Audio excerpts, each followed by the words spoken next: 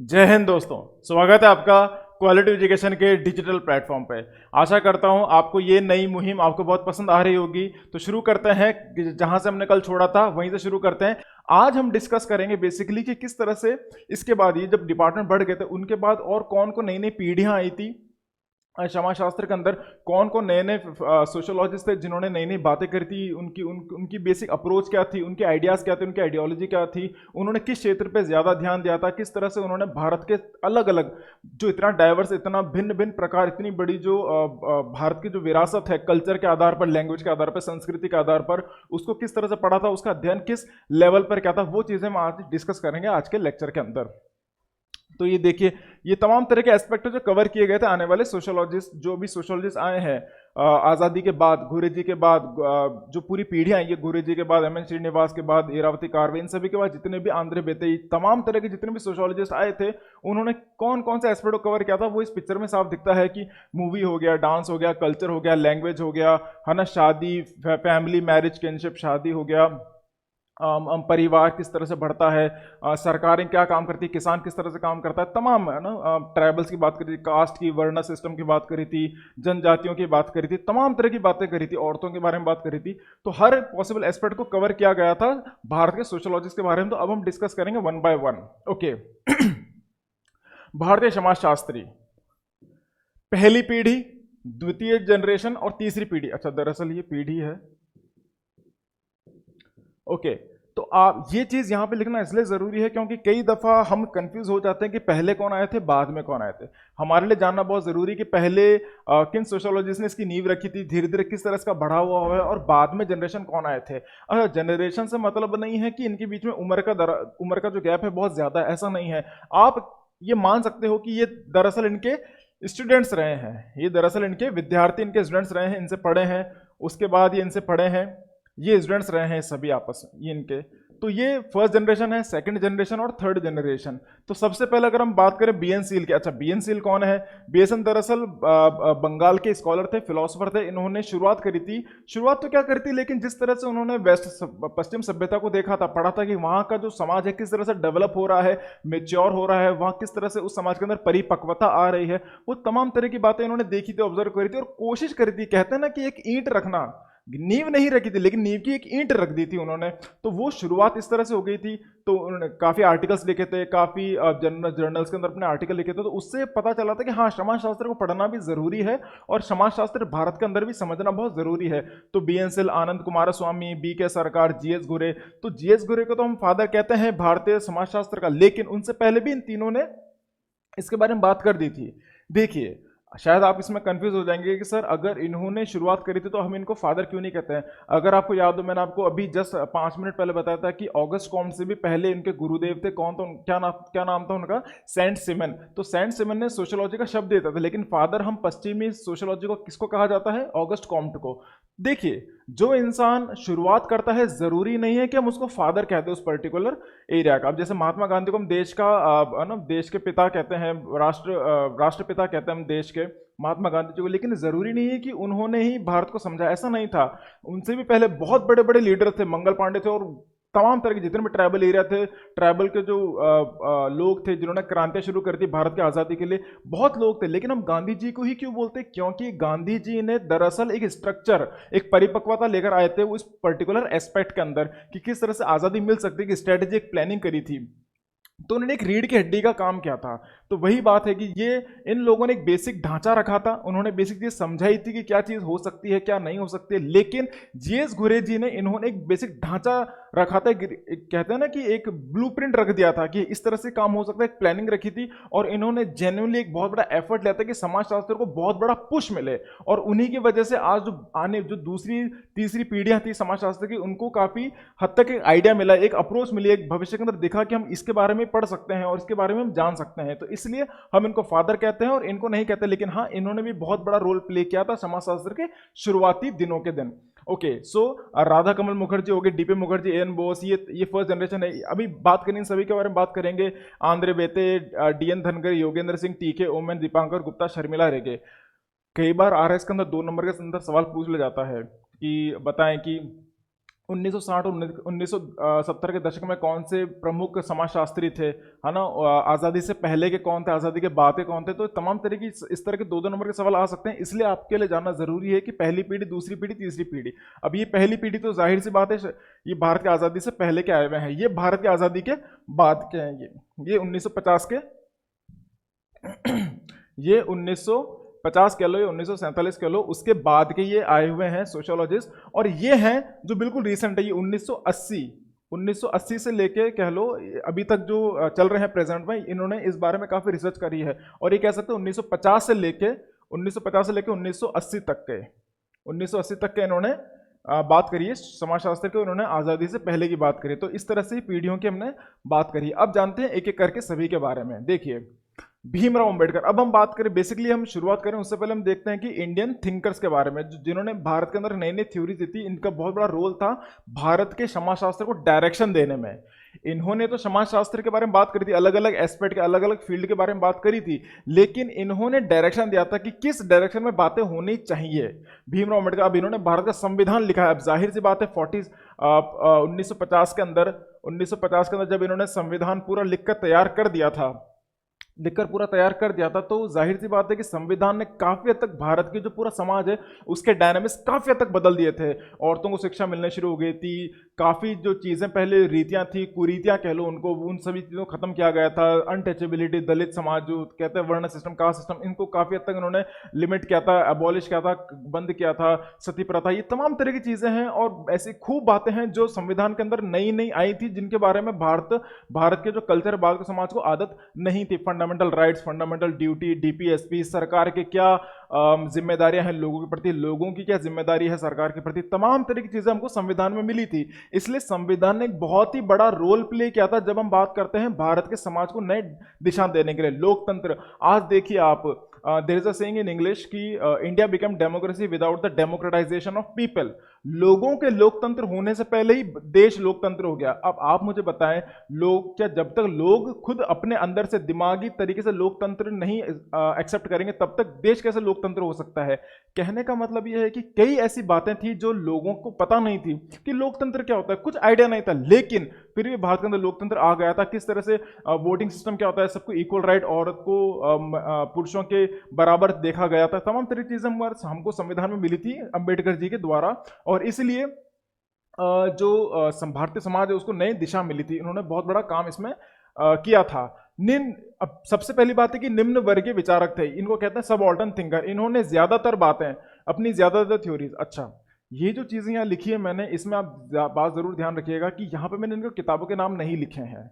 देखिए इन्होंने अपनी जिंदगी में, इन लोगों ने अपनी जिंदगी में बहुत किताबें लिखी हैं, बहुत किताबें लिखी हैं, लेकिन एग्जाम पर्सपेक्टिव्स, अब उसकी जो किताबें लिखी हैं, जो लिस्ट है, वो सब लिस्ट मैं आपको टेलीग्राम पे प्रोवाइड करा दूंगा अलग से। लेकिन क्लास, जहां तक क्लास लेक्चर की बात है, मैं आपको बस इतना समझाऊंगा कि अगर आपको अंबेडकर जी की अप्रोच के बारे में पता है, अगर आपको अंबेडकर जी के डायरेक्शन के बारे में पता है, तो आपके लिए बहुत ही आसान होगा किताबों को गैस करना, किताबों के बारे में एक आइडिया लगाना, एक कहते हैं ना वाइल्ड गैस लगाना कि हाँ ये किताब तो इन्होंने ही लिखी होगी। तो ये एक स्मार्ट तरीका है पढ़ने का। एग्जाम के अंदर आपके पास अगर 4 ऑप्शन आते हैं, अगर आपको दिखता है कि हाँ ये किताब इन्होंने लिखी होगी, तो आप उनके अप्रोच के हिसाब से अंदाजा लगा सकते हो कि हाँ इस तरह की किताबें इन्होंने लिखी होगी। क्योंकि मैं आपके सामने रखने के लिए तो सारी किताबों के नाम रख सकता हूं, लेकिन आपको याद नहीं रहेगा, कोई मतलब नहीं, आप कितना भी याद करेंगे, रट लेंगे, एग्जाम के दिन आप भूल जाएंगे। तो एक स्मार्ट तरीका ये होता है कि आप उनकी अप्रोच को याद रख लीजिए कि उन्होंने किस किस बारे में बात करी है। अगर आप वो याद कर लेंगे तो तुलनात्मक तरीके से आपको काफी ईजी पड़ेगा इनके किताबों के बारे में आइडिया लगाना, आप इनके बारे में अच्छी तरह से समझना कि क्या बात करना चाहते हैं अलग अलग किताबों के अंदर। तो इन्होंने दरअसल बात करी है सब ऑर्डन थिंकर, मतलब निम्न वर्गीय विचारक। निम्न वर्ग मतलब दलित हो गए, हरिजन हो गए, ये SC ST जो लोग होते हैं, इनके बारे में उन्होंने बात करी थी। उनको समझाया था कि ये लोग भी, इनके बारे में बात, इनके साथ शोषण किस स्तर पर होता है, किस तरह से इनके इतिहास में इनको शोषित किया गया है, आज उनकी स्थिति क्या है, रिजर्वेशन, तमाम तरह की बातें किसने करी थी, अंबेडकर जी साहब ने करी थी। दलित संबंधित पहलू, इन्होंने दलित संबंधित जितने भी पहलू थे उन सबको, दलित रिलेटेड एस्पेक्ट्स इन्होंने कवर किया था। उसके बाद महत्वपूर्ण पुस्तकें, उनकी जो महत्वपूर्ण पुस्तक है, अभी उनके नाम नहीं है, ये पुस्तकों के नाम नहीं है, लेकिन उनकी जो महत्वपूर्ण पुस्तकें थी वो इसी आधार पर बनी है, जिसका मतलब है आउटकास्ट, एनिहिलेशन, अनटचेबिलिटी, जैसे जाति बहिष्कार, विनाश, है ना, जाति बहिष्कार, अस्पृश्यता। अच्छा, जो एनिहिलेशन है, एनिहिलेशन ऑफ कास्ट, इनकी किताब है एनिहिलेशन ऑफ कास्ट। दरअसल इन्होंने क्या किया था, जो मनुस्मृति जो भारतीय जो ग्रंथ हैं, शास्त्र हैं, उनमें एक मनुस्मृति है, आपने सुना होगा, मनुस्मृति नाम का बहुत बड़ा शास्त्र हमारे भारत समाज के हिंदू धर्म के अंदर रहा है।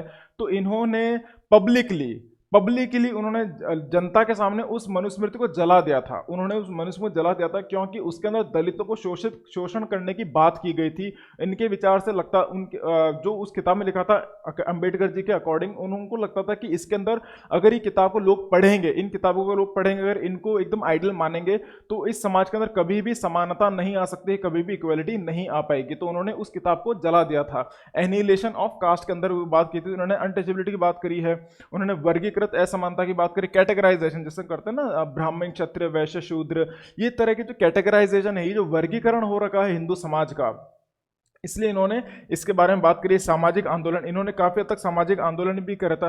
तो जो इन्होंने मनुस्मृति को जलाया था वो भी एक सामाजिक आंदोलन का ही हिस्सा था। कहने का मतलब ये है कि किस तरह से एक्चुअली दरअसल अंबेडकर जी साहब ने तो ये भी कहा था कि क्यों हमको मुगलों ने आके क्यों राज हम पे कर पाए, हमको क्यों भारत का जो इतिहास है, भारत की जो जमीन है, धरती है, इस पे इतने लोगों ने आके राज किया है, क्यों? क्योंकि जो हिंदू धर्म है वो अपने आपस में बहुत ही ज्यादा डिवाइडेड है, बहुत ज्यादा वर्गीकृत है। ब्राह्मण, दलित, वैश्य, शूद्र, ये आपस में बटे हुए हैं। अब कह लीजिए ये आपस में बटे हुए, तो इनके अंदर कभी एकाग्रता वाली बात आई नहीं है। जब भी ब्राह्मणों को जरूरत थी तो दलितों ने कोऑपरेट नहीं किया, जब भी दलितों को जरूरत थी तो ब्राह्मणों ने, क्षत्रियों ने, इन्होंने कोऑपरेट नहीं किया, क्योंकि हिंदू समाज अंदर से ही काफी हद तक बटा हुआ है। ये है शब्द अंबेडकर जी के ही, मेरे शब्द नहीं है। इनके अकॉर्डिंग ये था कि हिंदू धर्म जो है अंदर से खोखला हुआ है, क्योंकि ये आपस में एक नहीं है। अगर आप जर्मनी जाओगे तो वहां आपको जर्मन मिलेंगे, वो सब आपस में साथ में रहकर लड़ते हैं। अगर आप यूक्रेन जाओगे तो वहां पे सब लोग साथ में रहते हैं। क्यों? क्योंकि उनके बीच में इस तरह का वर्गीकरण नहीं है, वो एक धर्म, जाति, वो एक ही कास्ट से बिलोंग करते हैं, उनके अलग अलग कास्ट नहीं है। भारत के अंदर जातिवाद सिस्टम ने इतना ज्यादा डिवीजन पैदा कर दिया, इतना ज्यादा बांट दिया है लोगों को, कि इसलिए भारत बाय नेचर इतना ज्यादा ढीला हो गया था कि भारत, दूसरे जो लोग थे, मुगल्स हो गए, ये सब लोग आके उनके लिए बहुत ही आसान था भारत के ऊपर आकर राज करना। और इसका फायदा अंग्रेजों ने भी उठाया, अंग्रेज भी आए थे और उन्होंने इसका पूरा फायदा उठाया। किस तरह से उन्होंने सेपरेट इलेक्टोरेट चालू करवा दिया था, जो अलग अलग जो धर्म के आधार पर लोगों को बांटना शुरू कर दिया था, और धर्म के अंदर जैसे जातिवाद है, इस जातिवाद के आधार पर लोगों को बांटना शुरू कर दिया था। तो इसलिए अंग्रेजों के लिए, मुगलों के लिए बहुत ही आसान था भारत के अंदर आके राज करना। ये बात अंबेडकर जी ने भी इसको बहुत काफी अच्छे तक बात को समझाया है। मोहनदास करमचंद गांधी, हम बात कर रहे हैं हमारे देश के राष्ट्रपिता जो हैं गांधी जी, हम उनकी बात करेंगे। अब उन्होंने किस तरह से डायरेक्शन दिया है भारत समाज को, भारतीय समाज को, नए जो नया डायरेक्शन है किस तरह से आया है। जैसे हमने अंबेडकर जी की बात करी, अब हम बात करेंगे इनकी। अब इनको कहा जाता है कार्यात्मकवादी, इसका मतलब फंक्शनलिस्ट। फंक्शनलिस्ट बेसिक एक आइडियोलॉजी है। जैसे मैंने आपको बताया था कि एम एल दरखाम के बारे में मैंने छोटा सा मेंशन किया था लेक्चर की शुरुआत में। एम एल दरखाम ने फंक्शनलिज्म की एक नींव रखी थी, इन्होंने कार्यात्मकवादी, इस फंक्शनलिज्म की नींव रखी थी। ये एक सोच है, ये एक सोच है। इस सोच का मतलब क्या है? इस सोच का मतलब, अगर मैं आपको बहुत ही सरल भाषा के अंदर समझने की कोशिश करूं, तो इस सोच का मतलब है जो हो रहा है सही हो रहा है, जो हो रहा है अच्छे के लिए हो रहा है, जो होगा वो भी अच्छे के लिए होगा। तो इनका जो आइडिया था वो किसी को ओपोज करना, रिवोल्ट करना, प्रोटेस्ट करना का नहीं था। फंक्शनलिज्म का मतलब है जो हो रहा है अच्छे के लिए हो रहा है, जो चल रहा है वो सही चल रहा है। तो ये काफी हद तक फंक्शनलिस्ट थे। ये ओपोजिट टू अंबेडकर थे। अंबेडकर जी जिस तरह से बात करते थे, रिवोल्ट की बात करते थे, जैसे मैंने आपको बताया कि वो दलित समाज की बात करते थे, निम्न वर्ग की बात करते थे। तो उनके बेसिक आइडिया क्या था कि किस तरह से हमको प्रोटेस्ट करना चाहिए, किस तरह से हमको हमारे अधिकार के लिए लड़ना चाहिए, रिवोल्ट करना चाहिए। तो ये अंबेडकर जी से अपोजिट थे। ये भी कास्ट सिस्टम के अगेंस्ट, जैसे अंबेडकर जी थे कास्ट सिस्टम के बिल्कुल अगेंस्ट थे, खिलाफ थे। गांधी जी कास्ट सिस्टम के ऐसे खिलाफ नहीं रहे हैं, लेकिन हाँ उन्होंने इसके कुछ अच्छी बातों, अच्छे पक्ष को भी सराहना करी है कास्ट सिस्टम की। उन्होंने जातिवाद को काफी हद तक इन्होंने सपोर्ट किया है, लेकिन जो गलत चीजें हैं डेफिनेटली वो तो जो गलत है वो गलत ही है। उन्होंने गलत को सही नहीं बताया, लेकिन हाँ जो जातिवाद में सही है उसको सही बताया है। अंबेडकर जी का था कि वो पूरी तरह से ऑल टुगेदर उन्होंने जातिवाद को खत्म करने की बात कर दी थी। वो काफी हद तक एक्सट्रीम थे, ये काफी हद तक फंक्शनलिस्ट थे। तो जो हो रहा है सही हो रहा है, गांधी जी का अकॉर्डिंग जो चल रहा है वो चल रहा है, लेकिन हाँ जो थोड़े वो चेंज करने चाहिए वो तो बिल्कुल आने ही चाहिए गांधी जी का अकॉर्डिंग। ओपोजिट टू अंबेडकर थे इनका आइडियोलॉजी, हिंदू रिलीजन सपोर्टर था। ये हिंदू धर्म को काफी हद तक सपोर्ट करते थे, हिंदू धर्म में क्या चल रहा है ये उसके काफी बड़े समर्थक थे। पॉजिटिव सपोर्टर टू कास्ट, इन्होंने जातिवाद को पूरी तरह से नकारा नहीं था। इनका ये कहना था कि जातिवाद काफी हद तक सही भी है। देखिए, अगर किसी देश दुनिया के अंदर अगर जैसे अगर हम बात करें ब्राह्मण क्षत्रिय वैश्य शूद्रों की अगर बात करें, अगर पूरी तरह से अगर देश के अंदर सभी, जैसे ब्राह्मण का काम था पढ़ाने का, शिक्षा देने का, अगर देश के अंदर सभी लोग सिर्फ शिक्षा देने का काम करेंगे तो देश की रक्षा कौन करेगा? अगर सभी लोग देश की रक्षा करने का काम करेंगे, देश को पढ़ाएगा कौन? देश का जो व्यापार है कौन करेगा? निर्यात आयात कौन करेगा? देश को साफ सफाई कौन करेगा? अगर सभी लोग देश का निर्यात आयात में ध्यान देंगे, ट्रेडर्स बिजनेस में ध्यान देंगे, तो देश की रक्षा कौन करेगा? क्षत्रिय क्या करेगा? ब्राह्मण क्या करेगा? तो इसका मतलब ये है कि इन्होंने काफी तक इसको सपोर्ट भी किया था कास्ट सिस्टम को, कि इसमें लोगों को पहले से ही उनका जो काम है उसको बता दिया था। अगर आज अगर आप ब्राह्मण पैदा होते तो आज आपको किसी दूसरे अधिकारी के लड़ने की जरूरत नहीं। क्यों? क्योंकि आपका जो काम है पहले से डिसाइडेड, आपको क्या करना है पहले से सब कुछ तय है। ये काफी हद तक सोसाइटी के अंदर स्टेबिलिटी लेकर आता है, सॉलिडेरिटी लेकर आता है, एक परिपक्वता लेकर आता है, अकॉर्डिंग टू गांधी जी, किसके अंदर? कास्ट सिस्टम के अंदर। तो लेकिन हाँ, जो जहां तक शोषण की बात है इन्होंने उसको नकारा था, कि जहां तक दलितों के शोषण होने की बात है वो नहीं होना चाहिए। दलितों के साथ बहुत बुरा बर्ताव हो, उनके साथ क्रूरता हो, उनको दबाया जाए, उनको घसीटा जाए, काफी तक उनका शोषण किया जाए, वो गलत है। उन्होंने उसको कभी भी इसका सपोर्ट नहीं किया था। लेकिन as a structure of caste इन्होंने, गांधी जी ने इसको सपोर्ट किया था। हमारे अगले लेक्चर के अंदर हम डेफिनेटली बात करेंगे कास्ट सिस्टम के बारे में, वर्ण सिस्टम के बारे में। उसके अंदर मैं आपको और अच्छे समझाऊंगा कि कास्ट एक्चुअली में होता क्या है, इसका मतलब क्या है, इसकी अच्छी बातें क्या है, बुरी बातें क्या है, तमाम तरह की बातें हम डिस्कस करेंगे। खैर आगे बढ़ते हैं। तो इन्होंने स्वराज की बात करी थी, इन्होंने अहिंसा की बात करी थी, सर्वोदय की बात करी थी। सर्वोदय बेसिकली मतलब होता है सबका साथ सबका विकास, इसे कहते हैं सर्वोदय। तो यहां पर उन्होंने बात करी थी गांव की, कि उन्होंने कहा था कि भारत की जो आत्मा है वो गांव में बसी है, तो गांव को सशक्त करना बहुत जरूरी है। कॉटेज इंडस्ट्री की बात करी थी, जो घरेलू उद्योग होते हैं उनकी बात करी थी। उसको कहते हैं सर्वोदय, सबका साथ सबका विकास, ये जो बेसिक आइडियोलॉजी है। तो सर्वोदय उन्होंने इसमें बात करी थी। सत्याग्रह की बात करी थी, हरिजन की बात करी थी। उन्होंने दलितों को किस तरह से उनको ऊंचा दर्जा दिया, जो उनको हरिजन मतलब भगवान के बच्चे। तो उन्होंने हरिजनों को, या फिर कह लो दलित जो समाज था उसको एक अच्छा औहदा देने के लिए, उनको अच्छी नजरे से देखने के लिए उन्होंने उनको एक टर्म दिया था, एक शब्द दिया था, वो था हरिजन। तो उन्होंने उसके बारे में बात करी थी। ट्रस्टीशिप और ग्राम सिद्धांत, गांव के जो सिद्धांत है, विलेज थ्योरीज जो है, विलेज को किस तरह से बढ़ाना है, गांव को किस तरह से और सशक्त करना है, गांव खत्म नहीं होने चाहिए। क्योंकि आज हम बात करते हैं मॉडर्नाइजेशन की, अर्बनाइजेशन की, शहरीकरण की बात करते हैं, पश्चिमीकरण की बात करते हैं, है ना, वैश्वीकरण की बात करते हैं। तो इन सब बातों के अंदर में ऐसा नहीं होना चाहिए कि गांव पूरी तरह से खत्म हो जाए। तो इसलिए आज जिस सरकार लेकर आती है स्मार्ट सिटी की बात करती है, तो वहां पर स्मार्ट विलेज की भी बात होती है। ऐसा नहीं कि हम सिर्फ स्मार्ट सिटी पे फोकस करेंगे, हमको स्मार्ट विलेजेस पर भी फोकस करना है, गांवों को भी सशक्त करना है, गांवों को खत्म नहीं होने देना है। क्योंकि भारत की जो आत्मा है वो गांव में बसी है। तो विलेज थ्योरीज हैं। ट्रस्टीशिप का मतलब होता है कि जिस तरह से आप एनजीओ, सिविल सोसाइटी, इन सभी चीजों को आप बढ़ावा देते हो, आप किस तरह से सरकार अपना काम करती है, लेकिन कोई भी काम सरकार अकेले नहीं कर सकती। अगर आज हम बात करें स्वच्छ भारत अभियान की बात करें, तो सरकार इस मुहिम को शुरू कर सकती है, लेकिन इसको कामयाब बनाना, इसको सक्सेसफुल बनाने का काम किसका है? हम लोगों का है, अलग अलग ट्रस्ट का है, अलग अलग एनजीओ, सिविल सोसाइटी, इन सबका काम है। तो सभी को आपस में मिलकर इस मुहिम को बढ़ाना पड़ेगा, प्रोत्साहन देना पड़ेगा। ये सिर्फ अकेले सरकार नहीं कर सकती। तो इस बारे में बात किसने करी थी? गांधी जी ने करी थी, ट्रस्टीशिप और ग्राम सिद्धांत के बारे में। बाकी उन्होंने जिस तरह से खेड़ा चंपारण मूवमेंट की के अंदर जो उन्होंने लीडरशिप दिखाई थी, उससे भी काफी तक समाज के अंदर नई एक भावना आई थी। क्योंकि पहले लोगों को पता नहीं था कि प्रोटेस्ट करना क्या होता है, आंदोलन करना क्या होता है। गांधी जी ने सिखाया था उनको कि आंदोलन किस तरह से किया जाता है। क्योंकि देखिए, ऐसा नहीं है कि गांधी जी से पहले आंदोलन हुए नहीं थे। आंदोलन तो सालों साल से होते जा रहे हैं, लेकिन वो कभी कामयाब नहीं हुए। तो किसी आंदोलन को कामयाब कैसे बनाना है, वो गांधी जी ने सिखाया। इसलिए जब लोगों को आंदोलन करना आ गया, तो इसी वजह से आज जो लोकतंत्र है उसको और ज्यादा नींव इसकी मजबूत हुई है। आज भारत का लोकतंत्र इतना सशक्त क्यों माना जाता है? क्योंकि यहाँ पे लोगों का आंदोलन करने का तरीका कौन सा है? महात्मा गांधी जी वाला है, जो ज्यादातर कामयाब होता है। तो इसलिए ये तमाम तरह की बातें इन्होंने सोसाइटी के अंदर काफी बड़ा रोल प्ले किया था। इन्होंने एक नई दिशा दी थी भारत के समाज को। जीएस गोरे हमारे भारतीय समाजशास्त्र के, जिनको हम पिता मानते हैं, father and founder of Indian sociology, ये इंडोलॉजिस्ट कहा जाता है इनको। इंडोलॉजिस्ट क्या होता है मैं आपको बता चुका हूं, कि जो भारतीय शास्त्र ग्रंथों की पढ़ाई करते हैं और वहां से रेफर करते हैं कि भारतीय समाज किस तरह से बना है, उसको समझने की कोशिश करते हैं। भारतीय, इन्होंने खुद संस्कृत सीखी थी, इन्होंने खुद संस्कृत भाषा को सीखा था, और संस्कृत भाषा को सीखने के बाद उन्होंने सच में उन ग्रंथों को पढ़कर उसका जो सही अर्थ है उसको लोगों को बहुत ही सरल भाषा में समझाया था। इंडोलॉजिस्ट कहा जाता है जो भारतीय समाज के जो शास्त्र सिद्धांतों को पढ़ते हैं, उसी भाषा के अंदर जो मैथोलॉजी, जो रामायण महाभारत को पढ़ते हैं और कोशिश करते हैं भारतीय समाज को समझने की और समझाने की। Arm chair sociology, arm chair का मतलब होता है, जो आर्म का मतलब हाथ, चेयर का मतलब जिस पे आप बैठ के पढ़ाई करते हो, लिखते हो। आर्म चेयर का मतलब होता है कि इन्होंने ज्यादा फील्ड वर्क नहीं किया है, इन्होंने ज्यादा गांव के अंदर जाके गलियों में जाके घूम घूम के काम नहीं किया। इन्होंने क्या किया है कि कमरा बंद करके तमाम तरह की किताबें रखी हैं और उन किताबों को पढ़कर रख कर, जैसे मैंने बताया इंडोलॉजिस्ट, उन्होंने तमाम तरह शास्त्र सभी पढ़े हैं, शास्त्र को पढ़ा, ग्रंथों को पढ़ा। तो उन्होंने इन तमाम तरह की किताबों को पढ़ के, ग्रंथ को पढ़ के उन्होंने शुरुआत कर दी कि आगे समाज को किस तरह से प्रोसीड किया जाए, समाज का रियल अर्थ क्या होता है वो इन्होंने डिस्क्राइब किया था किताबों को पढ़कर, थ्योरीज बना बनाकर।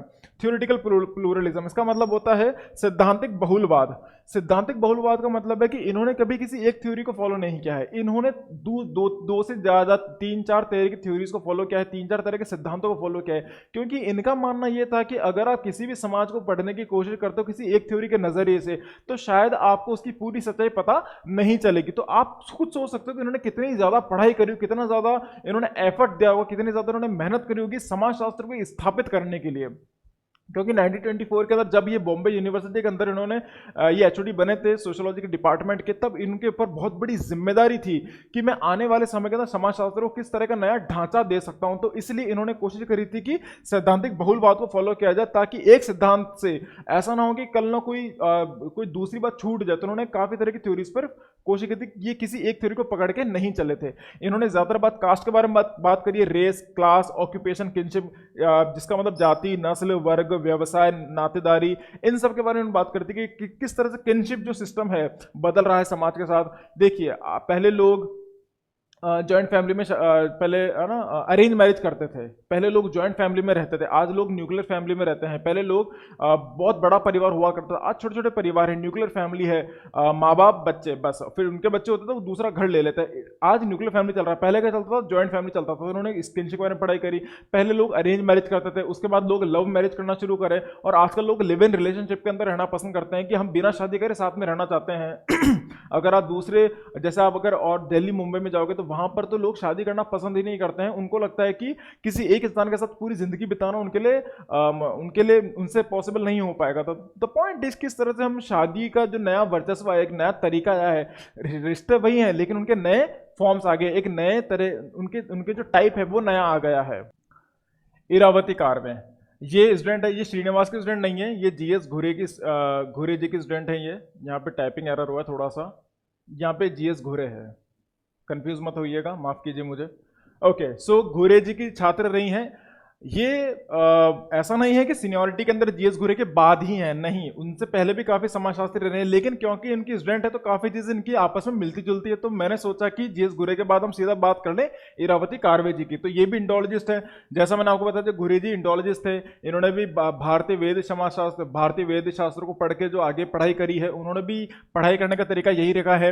दरअसल ये समाजशास्त्री कम थी, एंथ्रोपोलॉजी ज्यादा थी। ये मानव विज्ञान होता है उसकी जो फिलोसफर थी, उसकी जो गाइड थी वो ज्यादा थी, समाजशास्त्री बाद में बनी है। क्योंकि किस तरह से इंसान का विकास हुआ है, जो मानव विज्ञान होता है, एंथ्रोपोलॉजिस्ट को हम कहते हैं, उन्होंने उसकी मेन पढ़ाई कर दी। और साथ साथ में क्योंकि सब चीजें आपस में जुड़ी हुई हैं, मिली हुई हैं, तो उन्होंने फिर बाद में घुरे जी के अंडर में आके सोशियोलॉजी के अंदर भी काफी हद तक काम किया है। इन्होंने बात करी है मैरिज, फैमिली, किनशिप की, इन्होंने बात विवाह, परिवार, नातेदारी की बात करी। इन्होंने किताब लिखी थी युगंता की, युगांता नाम की, भारतीय पौराणिक कथाओं और पुनर्व्याख्या। इन्होंने माइथोलॉजीज, जो इंडियन माइथोलॉजीज थी, उन सबको पढ़ा, रामायण को पढ़ा, महाभारत को पढ़ा। उसके अंदर काफी हद तक उनको परिवार के बारे में पता चला। वो जो माइथोलॉजीज हैं उनके अंदर काफी परिवार की बातें हुई थी, मैरिज की बात, शादी किस तरह से हुआ करती थी, परिवार कैसे कहते हैं, किनशिप जो कहते हैं नातेदारी, ये सभी चीजें हमको कहाँ से पता चली थी, माइथोलॉजीज। अगर हम विष्णु पुराण उठाएं, शिव पुराण उठाएं, रामायण, महाभारत, ये सब उठाएं, तो उसके अंदर काफी तक हमको पता चलता है कि परिवार, विवाह और नातेदारी के बारे में हमको जानकारी मिलती है।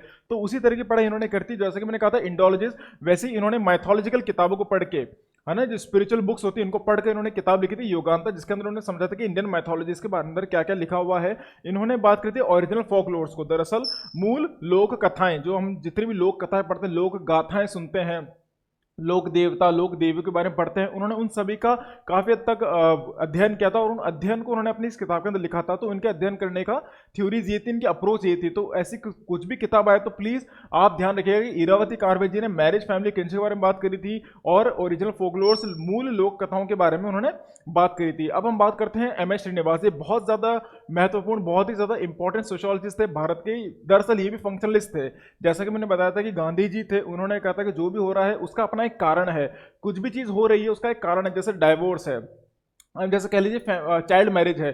अब बाल विवाह अपने अपने आप में तो बहुत ही इलीगल और काफ़ी हमको गलत लगता है, लेकिन जो फंक्शनलिस्ट होते हैं, जो कार्यात्मकवादी होते हैं, उनका मानना ये है कि अगर वो चीज़ हो रही है इतने हजारों सालों से, तो उनकी अपनी एक महत्वपूर्ण कुछ बातें रही होंगी। अगर हम बात करें ट्रिपल तलाक की, अब ट्रिपल तलाक सरकार ने उसको इलीगल कर दिया है क्योंकि आज के समय में ये चीज़ काफ़ी गलत है, लेकिन अगर वो चीज़ इतने सालों से चली आ रही है तो उसका अपना एक महत्व होगा, उसका अपना एक कारण होगा।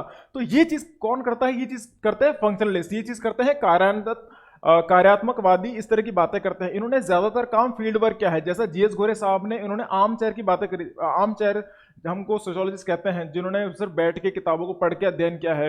श्रीनिवास जो है वो फील्ड वर्क करते थे। फील्ड वर्क से मेरा मतलब ये है कि उन्होंने ग्राउंड पे जाके लोगों के बीच में रह के, उनके बीच में पार्टिसिपेट करके उनको समझने की कोशिश करी कि वहां पे चलता क्या है। फॉर एग्जांपल, अगर आपको जैसे हमारे समाज में, परिवार में मायरा भरते हैं शादी के दौरान, अगर आपको मायरे भरने उस तरह की बातों को पढ़ना हो तो आप उस शादी को अटेंड करेंगे, वो उन लोगों के बीच में बैठेंगे और समझने की कोशिश करेंगे वहां पे चल क्या रहा है। आप सिर्फ किताब पढ़कर उसका अध्ययन करके उसके निष्कर्ष पर नहीं पहुंचोगे, आप वहां पे जाके खुद पार्टिसिपेट करके फिर उसके अंदर आप देखोगे कि समाज में ये क्यों हो रहा है, इसके पीछे मूल कारण क्या है। तो इन्होंने पार्टिसिपेंट ऑब्जर्वेशन का मतलब है कि प्रतिभागी अवलोकन, पार्टिसिपेट, उन्होंने लोगों के बीच में रह के पार्टिसिपेट करके उनको ऑब्जर्व किया है, एक नज़र, उनको उन पे नज़र रखी है कि वो काम होता क्यों है, क्यों होता है। तो तमाम तरह की बातें हैं। ग्राउंड पे रह के काम किया है, ऐसा नहीं कि टेबल कुर्सी पे बैठे, जैसे गुरे साहब बैठे थे, उन्होंने किताबें रखे सिर्फ किताबों से पढ़ाई करती, इन्होंने ग्राउंड पे जाके काम किया था। संस्कृताइजेशन, ये चीज़ आपके सिलेबस में अलग से मेंशन है, ये बहुत ज़रूरी, जैसा आपने देखा होगा आपके आरएस का सिलेबस, उसमें संस्कृताइजेशन, वेस्टर्नाइजेशन, मॉडर्नाइजेशन, ये तमाम तरह की बातें हैं, कॉन्सेप्ट है अलग, उस पर पूरा टॉपिक मैं आपको पूरा कम से कम एक घंटे क्लासेस दिए हैं। संस्कृताइजेशन क्या होता है, मॉडर्नाइजेशन, वेस्टर्नाइजेशन, डोमिनेंट कास्ट, ये बहुत बड़े बड़े टॉपिक है आपके आरएस के सिलेबस के अंदर, उस पर मैं पूरी एक क्लास लूंगा मैं आप लोगों की। लेकिन ये सभी कॉन्सेप्ट किसने दिए हैं? एम एन श्रीनिवास ने। तो इनका जो मेंशन है दोबारा आएगा। इन्होंने वोट बैंक की बात करी थी, वोट बैंक पॉलिटिक्स, आप देखते हो किस तरह से आज सरकार है, पॉलिटिकल पार्टीज हैं, इलेक्शन को जीतने के लिए वो अपने अपने वोट बैंक पॉलिटिक्स को शुरू करती है। तो वो तमाम तरह की बातें हम पढ़ेंगे। कुर्ग कम्युनिटी, ये कुर्ग कम्युनिटी के बारे में पढ़ेंगे। इन्होंने कर्नाटका के अंदर एक कम्युनिटी थी कुर्ग कम्युनिटी, उसके अंदर संस्कृताइजेशन किस तरह से होता है, इसका मूल मतलब क्या है, इस सभी बातें मैं डिस्कस करूंगा। लेकिन आपको बस अभी इतना याद रखना है कि ये बातें किसने करी है? एम एन श्रीनिवास जी ने करी है। इनका जो मेन फोकस कहाँ था, किस पे था? संस्कृताइजेशन, मॉडर्नाइजेशन, वेस्टर्नाइजेशन, ओके, संस्कृति वाकरण, आधुनिकीकरण, पश्चिमीकरण, प्रभुत्वशाली जाति, वोट बैंक, कुर्ग समुदाय की बात करते हैं, ओकालिगास की बात करते हैं। ये भी कर्नाटका के कुछ कम्युनिटी, वहाँ के कुछ लोग थे, समुदाय के लोग थे, उनके बारे में उन्होंने स्टडी करी है। मैसूर क्षेत्र, मैसूर कहाँ है? कर्नाटका में। मैसूर क्षेत्र के इर्द गिर्द जितने भी स्टडी करी है वो किसने करी है? एम एन श्रीनिवास जी ने करी है। ओके, राधा कमल मुखर्जी, इनको कहा जाता है ट्रांस डिसिप्लिनरी। अच्छा, ट्रांस डिसिप्लिनरी का मतलब ये होता है, ट्रांस का मतलब होता है एक से दूसरे पर जाना, डिसिप्लिनरी मतलब सब्जेक्ट। जैसे ज्योग्राफी एक डिसिप्लिन है, सोशियोलॉजी एक डिसिप्लिन है, तो दोनों के बीच में संबंध क्या है, वो इस स्टडी को कहते हैं ट्रांस डिसिप्लिनरी। अगर इकोनॉमिक्स है, इकोनॉमिक्स हो गया, और क्या तो पॉलिटिकल साइंस हो गया, तो ये दोनों अलग अलग डिसिप्लिन्स हैं, लेकिन इनके बीच में क्या रिलेशन है, इनके बीच में क्या संबंध है, ये किस तरह से एक दूसरे को कंपनसेट करते हैं, एक दूसरे की पूर्ति करते हैं, उसको कहते हैं ट्रांस डिसिप्लिनरी स्टडी। तो इनके पढ़ने का तरीका भी ये था, जिस तरह से मैंने आपको बताया था कि जीएस घुरे भी एक से ज्यादा थ्योरीज पे ध्यान देते थे, वैसे भी इन्होंने कहा था कि अगर आपको किसी भी क्षेत्र के बारे में पूरी तरह से जानना हो, अगर आप शादी को पढ़ो, अगर आपको शादी को पूरी तरह से जानना हो, तो सिर्फ आप सोशियोलॉजी के हिसाब से नहीं पढ़ सकते हो, आपको उस शादी का जो कॉन्सेप्ट है उसको इकोनॉमिक्स के हिसाब से पढ़ना पड़ेगा, पॉलिटिकल साइंस के हिसाब से पढ़ना पड़ेगा, ज्योग्राफी के हिसाब से पढ़ना पड़ेगा, क्योंकि तमाम तरह के फैक्टर्स है जो एक चीज को होने के पीछे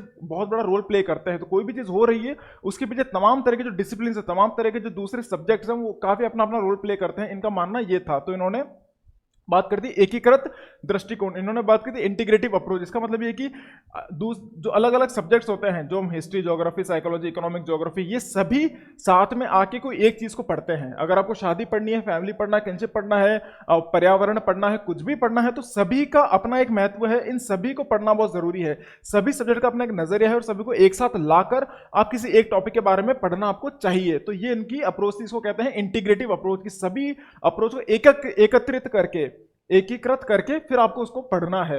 आर्ट कल्चर की इन्होंने बात, भारतीय आर्ट एंड कल्चर के बारे में इन्होंने बात करी थी। इंडियन वैल्यूज, भारत के जो लोग हैं, भारत का जो कल्चर है, जैसे हम पर्यावरण को बहुत ज्यादा बहुत ही ज़्यादा इमोशनल होकर उसको फील करते हैं पर्यावरण के प्रति। हम क्यों बरगद के पेड़ की पूजा करते हैं, पीपल के पेड़ की पूजा करते हैं, आंकड़े के पेड़ की पूजा करते हैं, क्यों? क्योंकि हमारे समाज के अंदर कुछ वैल्यूज़ हैं। तो हम किस तरह से, भारतीय समाज किस तरह से पर्यावरण से जुड़ा हुआ है, वो बातें किसने करी थी? वो बात इस तरह की बातें करी थी राधा कमल मुखर्जी ने। इनका बेसिकली फोकस था इन्वायरमेंट के प्रति, इस पर्यावरण के प्रति। तो इन्होंने इन्वायरमेंटल स्टडीज बहुत अच्छे से करी थी। पर्यावरण के प्रति इन्होंने बहुत ध्यान दिया था, किस तरह से समाज, सोसाइटी किस तरह से पर्यावरण से जुड़ा हुआ है। ये बात भी किसने करी थी? राधा कमल मुखर्जी ने करी थी। अडल्ट एजुकेशन, जैसे आज हम कहते हैं सेक्स एजुकेशन, आज हमारी सोसाइटी के अंदर सेक्स एजुकेशन एक बहुत बड़ा टैबू है। हमारे घर परिवार वाले लोग हमको अलाउ नहीं करते इस तरह की बात, इस तरह की बातें करना, या फिर हमको इस तरह की पढ़ाई करना अलाउ नहीं करते। एक टैबू है। टैबू का मतलब है कि आज भी इस शिक्षा को हम ज़्यादा तवज्जो नहीं देते, जबकि बहुत ज़्यादा ज़रूरी है। आज भारत के अंदर जो इतने ज़्यादा जो रेप होते हैं, रिपोर्ट आती है एनसीआरबी की, जो डाटा आता है, इतने रेप क्यों बढ़ रहे हैं? क्योंकि लोगों को एजुकेशन नहीं है। लोगों के पास अडल्ट एजुकेशन उनको दी नहीं जाती है, लेकिन उनके पास बहुत ही फ्री में पॉर्न अवेलेबल है इंटरनेट पर। तो ये क्या होता है, लोग इसको एब्जॉर्ब नहीं कर पाते हैं, किस तरह से उनके अंदर मानसिक तरीके से एक्सपोजर मिलता नहीं है। तो ये एक सेक्सुअल फ्रस्ट्रेशन कारण बनता है। तमाम तरह की बातें किसने करी थी? राधा कमल मुखर्जी ने भी करी थी। उन्होंने कहा था अडल्ट एजुकेशन पर उन्होंने फोकस किया था। Agrarian aspect of India, Bharat का जैसे कहा था कि गांव आत्मा है भारत की, और गांव की आत्मा क्या है? कृषि क्षेत्र, एग्रेरियन। तो भारत के कृषि पहलू, तो इन्होंने कृषि के बारे में काफी बात करती है, एग्रीकल्चर के बारे में बात करती है, किस तरह से एग्रीकल्चर बहुत बड़ा रोल प्ले करता है कि ओवरऑल भारत की इकोनॉमी के अंदर, भारत की ओवरऑल अर्थव्यवस्था को मेंटेन करने में, संभालने के लिए। तो ये तमाम तरह की बातें उन्होंने करती है। पर्यावरण की बात यहाँ पे लिखी हुई नहीं है, लेकिन आप ध्यान जरूर रखें, पर्यावरण और समाज के बारे में इन्होंने बात बहुत ज्यादा करी थी। काफी फोकस किया था पर्यावरण और समाज के बीच में किस तरह का रिलेशन होता है। जिसमें चिपको आंदोलन हो गया, अपीको मूवमेंट हो गया, तमाम तरह के जो भी सोशल मूवमेंट है जिसमें हम पर्यावरण की बात करते हैं, नर्मदा बचाओ आंदोलन, तमाम तरह की जो बातें हैं, राइट? ओके, अब ये तो हो गए मूल, जो बहुत ही इंपॉर्टेंट सोशियोलॉजी है, जिनके ऊपर तो सवाल आता ही आता है आरएस आईएएस के अंदर, आरएस मेंस के अंदर इन पे सवाल आते हैं। लेकिन कुछ और ये एक्स्ट्रा इंफॉर्मेशन के लिए है, इनको आपको पढ़ना है। ज्यादा ध्यान भले ही मत दीजिएगा, याद करने की कोशिश कीजिएगा, लेकिन अगर याद नहीं होता, लेकिन ये जो मूल है इनको तो पढ़ना ही पढ़ना है। इसके अलावा भी सोशियोलॉजिस्ट हैं जो आपको थोड़ा सा ध्यान में रखना, जिनके बारे में आपको थोड़ा पता होना चाहिए। सुरजीत सिन्हा, इन्होंने बात करी थी। अब यहाँ पे समझाने जैसा कुछ भी नहीं है, यहाँ पे सिर्फ बात है आपको रटना पड़ेगा, याद करना पड़ेगा। ये थोड़ा सा एक, मैं आपको बहुत ही कड़वी दवाई दे रहा हूँ कि यहाँ पे आपको रटना पड़ेगा, समझने जैसा यहाँ पे बहुत कम है। कौन से समाजशास्त्री ने कौन सी किताब लिखी, इस तरह के 2-2 नंबर के सवाल आपके आरएस के अंदर आ जाते हैं कि ये किताब किस समाजशास्त्री ने लिखी है, कौन से साल में लिखी है। तो अब मैं आपको किताबों के बारे में बात करूंगा, उनकी फील्ड के बारे में बात करूंगा, किस समाजशास्त्री ने किसके बारे में बात करी है। तो यहाँ पे बस आप आराम से देखिए, पढ़िए, और 2-3 बार इसको देख लीजिएगा तो आपको याद हो जाएगा आराम से। ओके, तो सुरजीत सिन्हा जी ने बात करी है ट्राइब कास्ट कंटिन्यूम के बारे में, जिसको कहा जाता है निरंतरता। किस तरह से जनजाति और जाति के बीच में जो निरंतरता बनी हुई है, जिनका आपस में अमेलगमेशन हुआ है, आपस में मिलना जुलना शुरू हुए, किस तरह जातिवाद और दूसरे जो जाति लोग हैं आपस में मिलना शुरू हुए थे, किस तरह से आदिवासी लोग जाति के अंदर कन्वर्ट होना शुरू हुए थे, किस तरह से आदिवासी लोग हिंदू बनना शुरू हुए थे, हिंदू धर्म को अपनाना शुरू हुए थे, ये बात करी थी सुरजीत सिन्हा ने। राजपूत कम्युनिटी के बारे में उन्होंने पढ़ाई करी थी, राजपूत जो समुदाय उसके बारे में पढ़ाई करी थी उन्होंने। एससी दुबे जी ने ट्राइब के बारे में बात करती, जाति के बारे में बात करती, कम्युनिटी डेवलपमेंट प्रोग्राम के बारे में बात करती, सामुदायिक विकास कार्यक्रम के बारे में बात करती है एससी दुबे जी ने। तो प्लीज याद रखिएगा, कम्युनिटी डेवलपमेंट प्रोग्राम के बारे में बात किसने करी थी? एससी दुबे जी ने करी थी। ओके, AR देसाई जी ने, ये मार्क्सिस्ट थे, ये कार्ल मार्क्स के बारे में बात करती मैंने आपको। कार्ल मार्क्स मैंने आपको सबसे पहले दिखाया था लेक्चर के अंदर, कार्ल मार्क्स के बारे में बात करते हैं। एमएल दरखम, ये पश्चिमी समाजशास्त्री थे। तो ये उनको पढ़ते थे, उनको सही मानते थे, उनके जो भी विचारधारा थी उनको सही मानते थे। क्योंकि बहुत ऐसे समाजशास्त्री है जो उनसे कुछ लोग सहमत होते थे, कुछ लोग असहमत होते थे, लेकिन ये काफी हद तक सहमत होते थे। कह लीजिए कि फैन थे, बहुत बड़े फैन थे कार्ल मार्क्स जी के। तो उन्होंने मार्क्सिस्ट इनको कहा जाता था। भारत का जो मार्क्सिस्ट कौन थे? ये AR देसाई साहब थे। इन्होंने नेशनलिज्म के बारे में बात करती, राष्ट्रवाद के बारे में खूब बातें करती, कृषि आंदोलन के बारे में खूब बात करी है AR देसाई साहब ने। ओके, DB मुखर्जी ने मार्क्सवाद। अच्छा, मार्क्स विज्ञानी और मार्क्सवादी में क्या फर्क है? देखिए, मार्क्सिस्ट और मार्क्सियोलॉजी में बहुत बड़ा फर्क है, प्लीज कंफ्यूज मत होइएगा, ये बहुत जरूरी है। देखिए, जो मार्क्सिस्ट होता है वो बार बार जो कार्ल मार्क्स की जो आइडियोलॉजी थी, उसको जस्टिफाई करते हैं, उसका उसकी वकालत करते हैं, उसको सही ठहराते हैं। लेकिन जो मार्क्सियोलॉजिस्ट होते हैं वो सिर्फ वो पढ़ते हैं जो कार्ल मार्क्स ने पढ़ाया है, वो जस्टिफाई करने का वजन नहीं लेते हैं, जस्टिफाई करने का बर्डन नहीं लेते हैं कि जो कार्ल मार्क्स ने बोला वो सही ही बोला होगा। ये लोग उसको जस्टिफाई करते हैं, उसकी वकालत करते हैं कि हाँ जो कार्ल मार्क्स ने बोला है, जो बोलकर गए, उन्होंने जो बोला है बिल्कुल सही बोला और ऐसा ही होना चाहिए, इन्होंने इसकी वकालत करी है। लेकिन ये क्या करते हैं, इन्होंने सिर्फ स्टडी करी है कि ऐसा कार्ल मार्क्स ने बोला क्यों है, पीछे कारण क्या रहे थे, क्या उनका कहना सही है। ये कंपेयर करते हैं क्या कार्ल मार्क्स आज की दुनिया के अंदर भी रेलेवेंस रखते हैं, क्या कार्ल मार्क्स की जो थ्योरी है क्या आज भी दुनिया के अंदर, आज जो भारत समाज है, जो पश्चिमी समाज है, उसके अंदर आज भी इनकी काफी इंप्लीमेंटेशन है या नहीं है, वो उसके बारे में स्टडी करते हैं। तो दोनों के बीच में कंफ्यूज नहीं होना है, ये अलग अलग टर्म है। मार्क्सवादी होना अलग होता है और मार्क्स विज्ञानी होना अलग होता है। ओके, जो भारतीय विविधता की बात किसने कही थी, डीपी मुखर्जी ने। आज भारत में जितने भी डाइवर्सिटी है, धर्म, कल्चर, लैंग्वेज, है ना, रेस, ये बहुत ज्यादा विविध है हमारा आज का भारत, तो उसके बारे में स्टडी इन्होंने करी थी समाज के अंदर। ओके, आंद्रे बेते, अच्छा दरअसल मैं आपको बता दूं, आंद्रे बेते साहब जो मेरे गुरु थे, जिनसे मैंने सोशियोलॉजी पढ़ी है, ये उनके गुरु थे।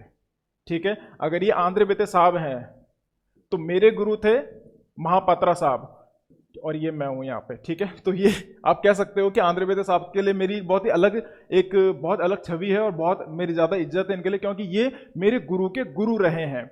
ओके, तो इन्होंने, आंद्रे बेते साहब ने किस बारे में बात करी थी, इन्होंने बात करी थी, अच्छा वेबेरियन, जैसे मैंने आपको बताया था कि पश्चिम के अंदर कार्ल मार्क्स थे, मैक्स वेबर थे, अमाइल दरखाइम थे, ऑगस्ट कॉम थे। ये चार पांच तरह के जो बहुत बड़े बड़े सोशियोलॉजिस्ट थे वेस्ट सोसाइटी के अंदर, उसके अंदर एक थे मैक्स वेबर।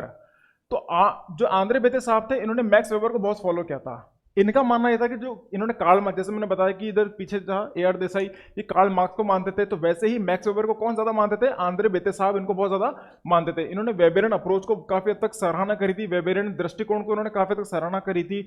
सामाजिक स्तरीकरण की बात करी थी इन्होंने, सोशल स्ट्रेटिफिकेशन, जिस तरह से आज ब्राह्मण क्षत्रिय वैश्य शूद्र है, और हम जिस तरह से बात करते हैं upper class, middle class, lower class, है ना, जो क्लासेस की बात करते हैं, तमाम तरह के वर्गीकरण की, स्तरीकरण की बात इन्होंने करी थी। क्योंकि आज हमारे देश के अंदर स्तरीकरण बहुत ज्यादा तरीके से है।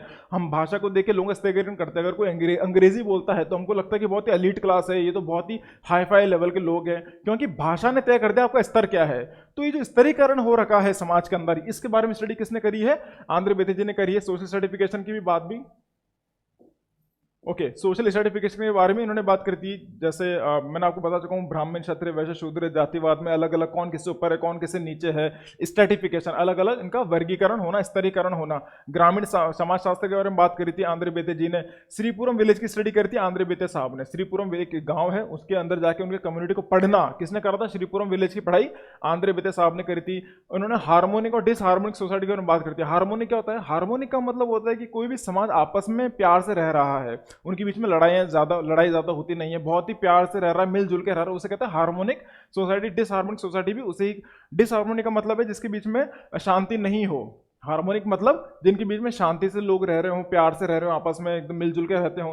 तो डिसहार्मोनिक क्या हो गया, उसका विपरीत, उसका ऑपोजिट हो गया कि जहां पे लोग प्यार से नहीं रहते हैं। तो इन्होंने इस तरह की समाज की पढ़ाई भी करी है। इस तरह के जो लोग हैं, इस तरह की कम्युनिटी, इसके बारे में इन्होंने खूब पढ़ाई करी है। डीएन धनगरे साहब ने बात करी थी, इन्होंने किताब लिखी थी राइटिंग, इन्होंने एक किताब लिखी, ये बहुत ज्यादातर सवाल इसी किताब से आते हैं, तो इसलिए मैंने इस किताब के अलावा कोई और नाम लिखा नहीं, इसी किताब से ज्यादा नाम आते हैं। क्या नाम है, the writings of D N Dhanagare, the missing tradition. ऐसा कौन सा कल्चर है, ऐसा कौन सी संस्कृति है जो हम मिस कर रहे हैं, इसके बारे में उन्होंने किताब लिखी थी। तो प्लीज ये मिसिंग ट्रेडिशन याद रहेगा तो आपको इनका नाम याद कर लीजिए। धनगरे मतलब मिसिंग ट्रेडिशन है, आप इसको रट लीजिए इस तरह से। एमएस गोरे, इन्होंने बात करी एजिंग का मतलब क्या है, उम्र बढ़ने की समस्याओं का अध्ययन। देखिए हमारे समाज के अंदर आपने देखा होगा, दादा दादी होते हैं, वो एक समय के बाद खुद को बहुत अलग महसूस करना शुरू हो जाते हैं। उनको लगता है कि अब उनके समाज के अंदर ज्यादा उनका तवज्जो रहा नहीं, रिटायर हो चुके हैं, पैसे पे अब निर्भर हैं, अपने पोतों पर निर्भर है, अपने बच्चों पर निर्भर है। तो वो उनकी एक अलग दिक्कत, उनकी एक अलग विपदा है, उनका एक अलग दर्द है। तो उसके वो भी समाज का हिस्सा है। जिस तरह से उनकी पेंशन में डिपेंड हो जाते हैं, आपने देखा होगा बाजार में जाते हैं तो उनका कोई काम करता नहीं, वो किसी भी अपना दबदबा रख नहीं सकते हैं, वो ज्यादा चिल्ला नहीं सकते हैं, ज्यादा जोर से बोल नहीं सकते हैं। उनकी जो सोसाइटी के अंदर, उनके परिवार के अंदर जो उनकी अथॉरिटी है वो धीरे धीरे कम होने लगती है। तो वो उनका जो ईगो है वो काफी तक कम होने लगता है, उनको बहुत अलग लगता है, क्योंकि अभी तक तो सब उनका कहना मानते थे, लेकिन जैसे वो रिटायर हुए कमजोर पड़े, फिजिकली कमजोर पड़े, मानसिक तौर पे कमजोर पड़े। आपने देखा होगा इतने ज्यादा जो वृद्ध आश्रम है वो क्यों खुले हैं, तो उसके बारे में किसने पढ़ाई करी है? एमएस गोरे साहब ने पढ़ाई करी, किस तरह वृद्ध आश्रम इतने ज्यादा खुल गए हैं, बच्चे अपने माँ बाप को छोड़ देते हैं। वो क्यों है? क्योंकि उनकी उम्र दराज हो चुके हैं, तो एजिंग होने के भी, उम्र बढ़ने की भी अपनी एक अलग समस्या है। उसके बारे में पढ़ाई बात करी थी एमएस गोरे साहब ने। कपाड़े जी ने बात करी थी, सोशियोलॉजिकल सोसाइटी संस्थापक के सदस्य थे ये। जैसे मैंने बताया था आपको, इंडियन सोशियोलॉजिकल सोसाइटी स्थापित हुई थी, उसके ये सदस्य थे, बहुत इंपॉर्टेंट सदस्य थे, तो आप याद रख सकते हैं। संस्कृत और इंडोलॉजी की पृष्ठभूमि मैं बात कर चुका हूं कि इंडोलॉजी मतलब भारतीय शास्त्र को पढ़ना, वेदों को पढ़ना, है ना, रामायण महाभारत को पढ़ना, वेदों शास्त्रों को पढ़ना, ग्रंथों को पढ़ना, और वो पढ़ने के लिए उसको क्या कहा जाता है? इंडोलॉजिस्ट कहा जाता है। ये चीज़ मैं आपको 2-3 बार ऑलरेडी बता चुका हूं। तो उसको पढ़ने के लिए आपको संस्कृत भाषा आनी चाहिए, तो ये खुद संस्कृत को जानते थे और ये इंडोलॉजी को फॉलो कर, जैसे हमारे घुरे साहब थे। ओके, इन्होंने भी किनशिप मैरिज फैमिली के बारे में बात करी है, रिश्तेदारी, विवाह और परिवार के बारे में इन्होंने बात करी है, नातेदारी, रिश्तेदारी, परिवार और विवाह के बारे में बात करी है।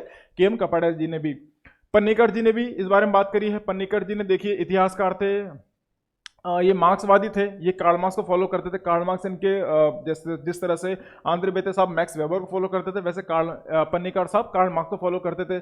सांप्रदायिकता के बारे में उन्होंने बात करी है और स्वतंत्रता की बात करी है, और उन्होंने एक किताब लिखी थी स्वतंत्रता संग्राम का एक वृत्तचित्र इतिहास। दरअसल ये किताब इन्होंने लिखी अंग्रेजी के अंदर, ही इसका हिंदी ट्रांसलेशन है, लेकिन इन्होंने रियल किताब इंग्लिश में लिखी थी। उसका नाम था history of the freedom struggle, documentary history of the freedom struggle. Bharat के जो स्वतंत्रता संग्राम था उसके बारे में उन्होंने बात करी है इस किताब के अंदर।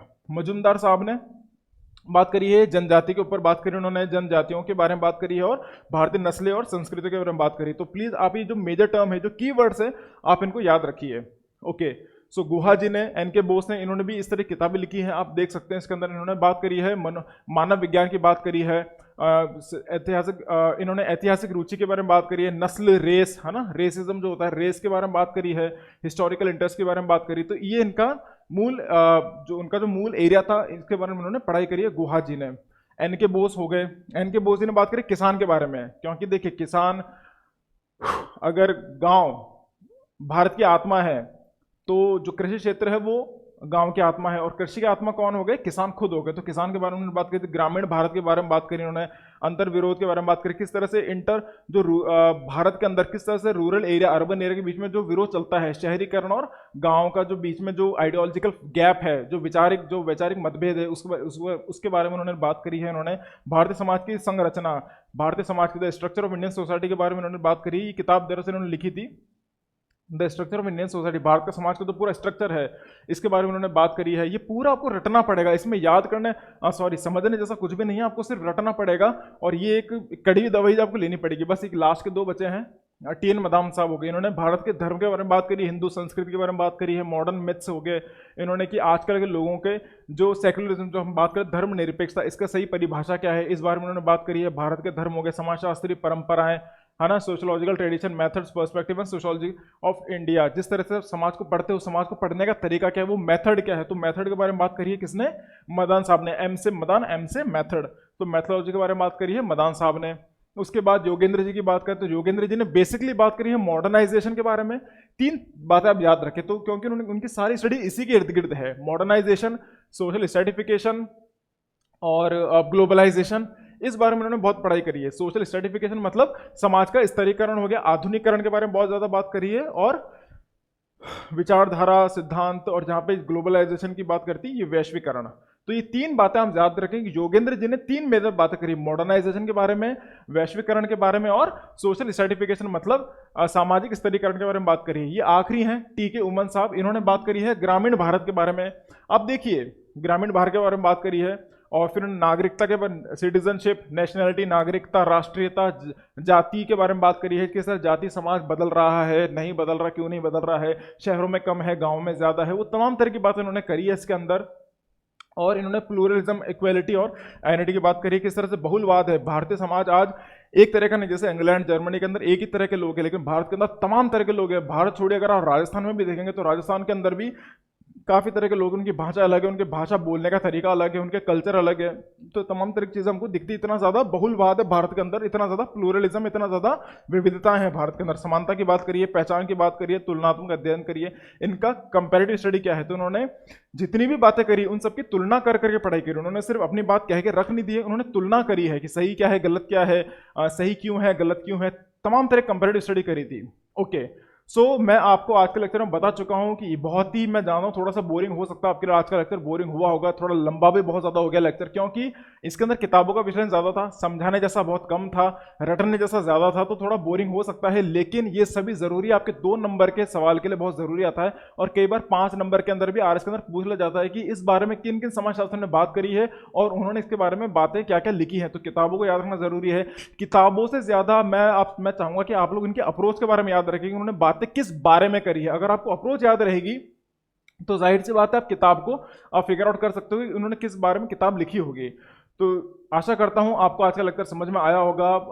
प्लीज़ इस लेक्चर को बार बार देखिएगा, क्योंकि रटना इसमें थोड़ा ज़्यादा है। प्लीज़ जो किताबों की जो लिस्ट है वो मैं आपको टेलीग्राम पे भेज दूंगा, क्योंकि उसको पढ़ना आप ही का काम है। मैं यहाँ पे आके आपको सिर्फ अप्रोच समझा सकता हूँ, लेकिन किताबों के जो नाम याद हैं वो आपको ही करने पड़ेंगे। तो thank you so much for your cooperation. कल मिलते हैं एक नए टॉपिक के साथ। इस सिलेबस को, इस मुहिम के आप हिस्से बने रहिए। Thank you so much for your cooperation. This is Khushwant Singh signing off. जय हिंद।